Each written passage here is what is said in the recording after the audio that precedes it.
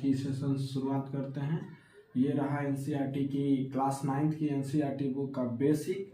ये बेसिक के सहारे भी चैप्टर नंबर 1 का शुरुआत होता है, संख्या पद्धति नंबर सिस्टम। तो इसी के साथ पढ़ेंगे। उसमें कुछ नियम को जानना अति जरूरी होता है, क्योंकि इस नियम के आधार पर कुछ न कुछ क्वेश्चन दिए गए हैं। जैसे पहला नियम आता है कि संगवर्क नियम। संगवर्क नियम क्या है?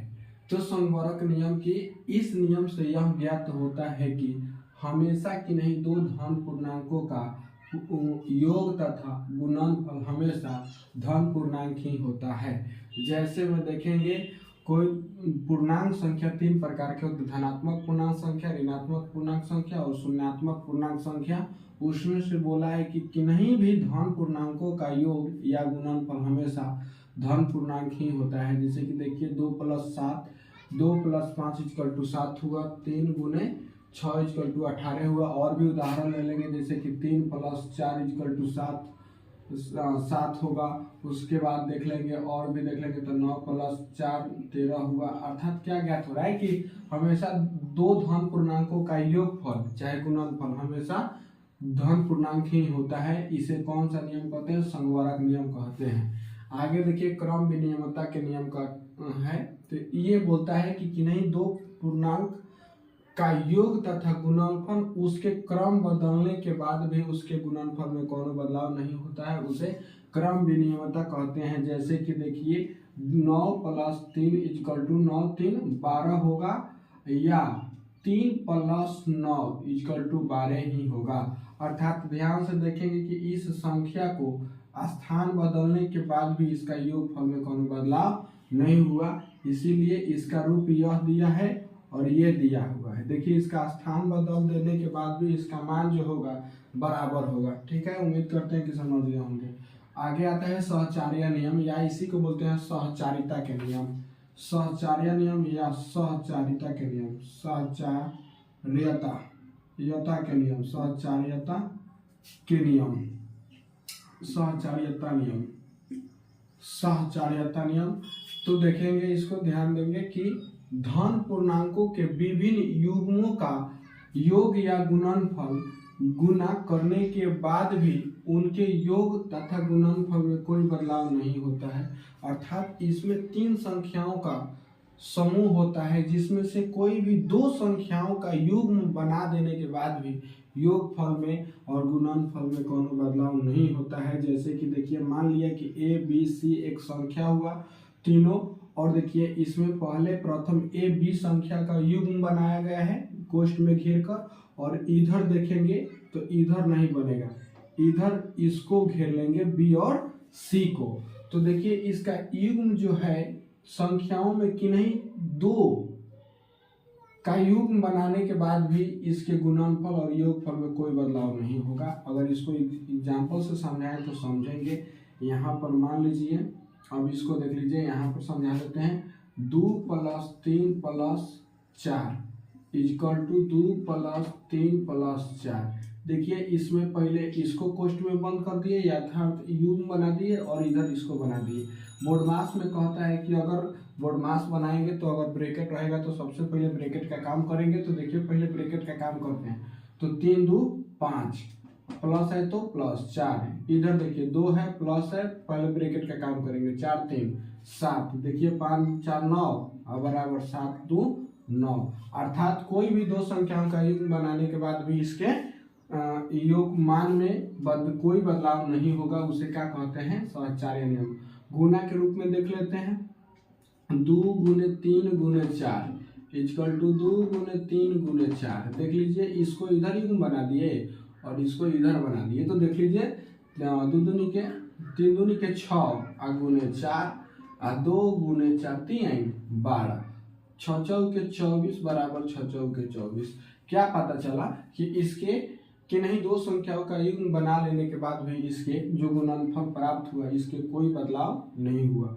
तो यही नियम बताता है सहचारिता के नियम। ठीक है, और आगे देख लीजिए। आगे आता है योज तत्समक।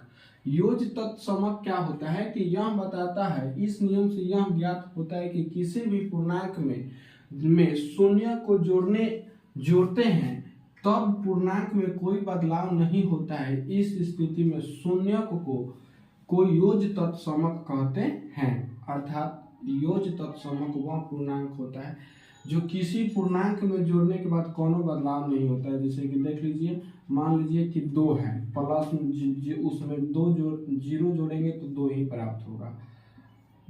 यहाँ पर देख लीजिए 4 है, इसमें जीरो जोड़ेंगे तो 4 ही प्राप्त होगा। तो इसे योज तत्समक कहते हैं। आगे देख लीजिए, योज प्रतिलोम क्या है। योज पर अगर किसी पूर्णांक का केवल चिन्ह बदल देते हैं तब वह योज प्रतिलोम कहलाता है। जैसे कि देख लीजिए, क्वेश्चन पूछता है कि 2 का योज प्रतिलोम क्या होगा, का योज प्रतिलोम क्या होगा। तो 2 का योज प्रतिलोम -2 हो जाएगा। आगे पूछेगा -4 का योज प्रतिलोम क्या होगा, तो 4 होगा। अर्थात हम चिन्ह बदल देंगे। यहाँ पर अगर जोड़ रहेगा तो घटाव कर देंगे और घटाव रहेगा तो जोड़ कर देंगे। तो उम्मीद करते हैं कि समझ गए होंगे। और आगे दिया है गुणात्मक तत्समक। गुणात्मक तत्समक क्या है कि किसी भी पूर्णांक में जब 1 से गुना करते हैं तो वो पूर्णांक में कोनो बदलाव नहीं होता है। इस स्थिति में 1 को गुणात्मक तत्समक कहते हैं। जैसे कि देख लीजिए, कोई भी संख्या लीजिए, जैसे कि 4 लीजिए, 4 में 1 से गुना करेंगे तो 4 ही प्राप्त होगा। 5 में 1 से गुना करेंगे तो 5 ही प्राप्त होगा। 6 में 1 से गुना करेंगे तो 6 ही प्राप्त होगा। अर्थात कोई भी पूर्णांक में जब 1 से गुना करते हैं तो अंत में वही पूर्णांक प्राप्त होता है। इस स्थिति में 1 को गुणात्मक तत्समक के नाम से जाना जाता है। तो उम्मीद करते हैं कि आप समझ गए होंगे। ठीक है, तो आगे देख लीजिए, आगे समझाते हैं। और अंतिम बेसिक रहेगा क्या, दशमलव प्रणाली। क्या होता है दशमलव प्रणाली, और उसी के आधार पर आप समझ जाएंगे।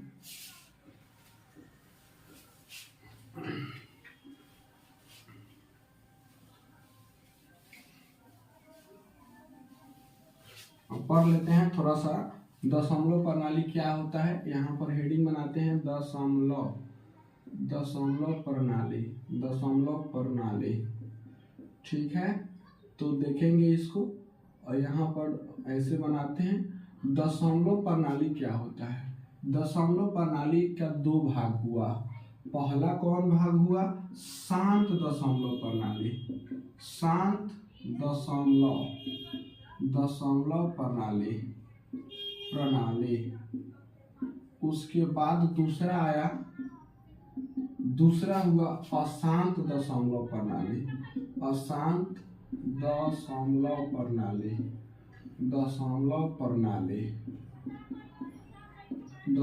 प्रणाली। अब इसको समझ लेते हैं। शांत दशमलव प्रणाली क्या होता है कि दशमलव के बाद हम भागफल जो होता है वो निश्चित हो जाता है। जैसे इसको समझाएंगे, देखते हैं कि करता है कि नहीं। इसका उदाहरण आता है, जैसे कि मान लीजिए 64 को 3 से भाग दे के काटते हैं, देखते हैं कि करता है कि नहीं। 3 दूनी के 6, शेष फल कितना बचा, 2 आया। फिर 24, 8 तिरी के 24। इसका मतलब क्या है ना कि इसका शांत दशमलव प्रणाली, माने कि पहले तो ये दशमलव के बाद चालू होता है, दशमलव के बाद चालू होता है। इसको बताना चाहेंगे तो और छोटी सी संख्या ले लेते हैं, देख लेते हैं कि यहाँ जैसे कि मान लीजिए कि 98 को 3 से काट के देखते हैं। फिर ये दशमलव के जैसे कि देख लीजिए वो शांत था, इसके देख लीजिए 3 तिरी के 9, 3 तिरी के 9 कट के 8 उतरा। 3 दूनी के 6 आ गया 6, 3 दूनी के 6। यहाँ पर देखिए 6 आएगा, शेष फल 2 आएगा। ठीक है, अब इसको दशमलव बैठाएंगे तो यहाँ पर 0 बैठा देंगे। 6 18, फिर 2 ही आएगा, अर्थात अब 6 आएगा।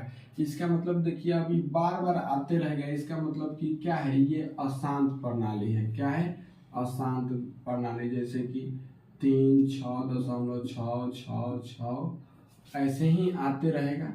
तो ये शांत नहीं बल्कि अशांत है। और इसको अब आप ऐसे हम समझा देते हैं कि मान लीजिए कि अगर 0.0 के जगह पर हो सकता है कि कोई भी संख्या आ जाए, तो 1 6 मान लीजिए, 1 2 3 4 हो सकता है कि खत्म हो गया। फिर आगे देख लीजिए 0.2 3 4 5 6 खत्म हो गया। इसके माने कि कहीं जाकर भागफल क्या होगा, निश्चित हो जाएगा। अब इधर कोई भी संख्या हो सकता है, इधर कोई भी हो जाएगा, 8 हो जाएगा, 6 हो जाएगा, 3 हो गया, 4 हो जाएगा, ऐसे कोई भी संख्या हो सकती, बस दशमलव के बाद ये कहीं जाकर स्थित हो जाएगा भागफल। अब इधर देख लेंगे अशांत दशमलव प्रणाली, ये तो आपको समझ गया में आ ही गया होगा। अब इसका दो भाग आता है। इसका पहला भाग आ जाएगा अशांत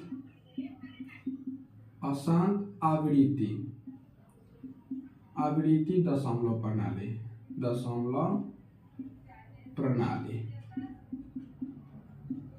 और दूसरा अशांत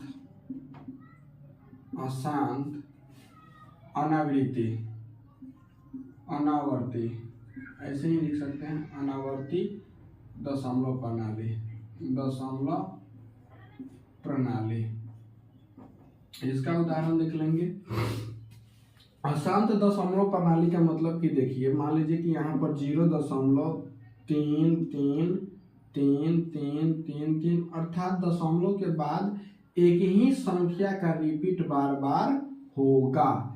तो इसको हम लिख सकते हैं कि 0.3 के पावर बार दर्शाता है कि ये संख्या का रिपीटेशन अनंत बार हुआ है। आगे देख लीजिए। फिर इसी को ऐसे भी हो सकता है कि 0.1234, ठीक है। फिर हो सकता है कि जब भागफल आगे बढ़ाएंगे तो फिर हो सकता है कि 1 2 3 4, फिर देखिए 1 2 3 4, ऐसे ही आते रहेगा बार बार। तो आप पाएंगे कि हाँ 1 2 3 4 जो संख्या इसी का रिपीटेशन बार बार हुआ है, इसी का बार बार पुनरावृत्ति हुआ है। तो हम चाहेंगे कि इसके ऊपर ऐसे बार लगाकर व्यक्त करा देंगे, ठीक है। अब आगे देखिए, अनावृत्ति का मतलब क्या होता है कि दशमलव के बाद 1 2 00 हो गया, 1 2 000 हो गया, 1 2 उसके बाद 4 गो 0 हो गया, ऐसे ही करके ये अनंत तक जाएगा। और भी उदाहरण लीजिए, 0.1230, 0.1230, 12330, ऐसे ही आते रहेगा। तो आप समझ गए होंगे कि शांत दशमलव प्रणाली और अशांत दशमलव प्रणाली क्या है। यहाँ पर एक और इम्पोर्टेंट आप देखते ही संख्या को पकड़ लेंगे कि कौन शांत है और कौन अशांत है। तो संख्या जैसे कि भिन्न में जो दिया रहेगा, जैसे मान लीजिए यहाँ पर दिया है कि 48 बटा मान लीजिए क्या 5। देखिए ये शांत है कि नहीं, बताएं कि शांत है कि नहीं, शांत या अशांत, तो देखिए इसका कंडीशन क्या रहता है। नोट एक बनता है कि अगर किसी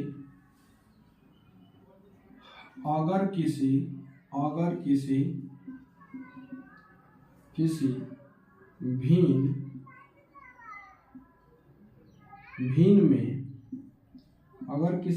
में हर का मान 2 के पावर n या 5 के पावर n या 2 के पावर n गुने 5 के पावर n के रूप का हो तो वह संख्या शांत दशमलव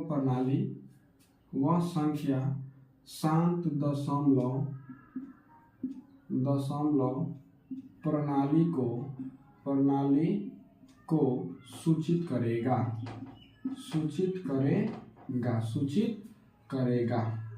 देख लीजिए वहां पर उदाहरण दिए थे 48/7, 48/5, देख लीजिए। अब देखेंगे तो 5 के पावर n है, इसके पावर में क्या है 5 के पावर n, अर्थात n का मान 1 है, 5 के पावर n के रूप में है ये। तो देखिए ये 100% शांत होगा। 48 को जब 5 से भाग देंगे तो 9 पचे 45, 9 पचे 45, कितना आया 3 आया। जीरो बैठाएंगे, जीरो लगा देंगे, दशमलव बैठाएंगे, जीरो बैठा देंगे, 6 पचे 30। देखिए ये शांत है कि नहीं, ये शांत है कि नहीं। तो पता चल गया कि हाँ ये अगर इसके पावर रूप में होगा तो ये निश्चित है कि क्या है, शांत है। इसी प्रकार और भी आप उदाहरण ले लेकर बनाएंगे, जैसे कि 97 बटा में 8। देखिए ये कटेगा कि नहीं, जाके निश्चित है कि कहीं ना कहीं शांत हो जाएगा। देखिए क्योंकि ये देखेंगे कि 2 के पावर 3 के रूप में है, अर्थात 2 के पावर n के रूप में। देखिएगा 100% शांत होगा। 97 को हम 8 से भाग देते हैं, 8 से तो 8 9 8 72। मान लीजिए कि यहाँ पर 12 8 के पारा कितना में पढ़िएगा, इसके 12 8 96, यहाँ पर डायरेक्ट हम 4 12 8 96, शेषफल कितना आया 1 आया, शेषफल कितना आया 1। अब फिर यहाँ पर जीरो दशमलव बैठाएंगे, जीरो लगा देंगे, 8 है कम 8, कितना आया 0, 2 आया शेषफल, फिर जीरो बैठाएंगे, 8 दूनी के 16, 4 आया शेषफल, फिर जीरो बैठाएंगे, 8 5 40। देखिए अर्थात ये कहीं ना कहीं क्या है, शांत हो ही गया। तो उम्मीद करते हैं कि समझ गए होंगे। ठीक है, तो ये रहा number system class 9th NCERT के अनुसार जानने योग्य बात बेसिक। अब जब बताएंगे line by line question NCERT का बुक का, तो आप देखेंगे कि हाँ कितना अच्छा से सारी क्वेश्चन बन जा रहा है। तो मिलते हैं अब अपने NCERT प्रश्नावली 1.1 के साथ। तो आज के लिए इतना ही भर, थैंक यू।